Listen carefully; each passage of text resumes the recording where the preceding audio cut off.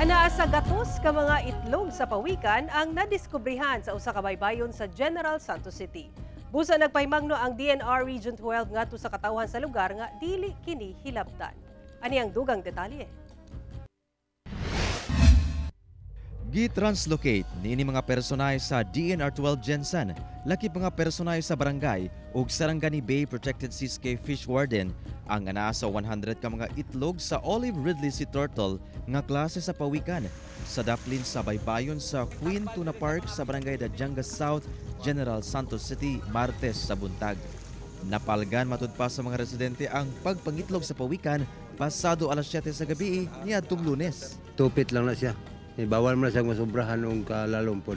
Tamang tama lang ko na bisa sinro. Mga kapuso, mao kini ang area kung asa gi-kordon ang anaa sa 100 kabuk mga itlog sa pawikan.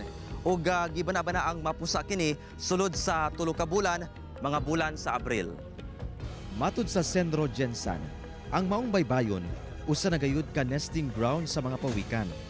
Si Queen Tuna Park is a nesting ground gina sa pawikan. So for the last how many years, sige gina ay nagapangitlog diya. Ang pawikan, kung asa na sila giitlog, dito bud na sila mobalik after 30 years. Busa pahimangno sa DNR sa katawhan, ilabi na ang mga liguay sa maong lugar nga kun ugaling dunay makit ang itlog sa pawikan.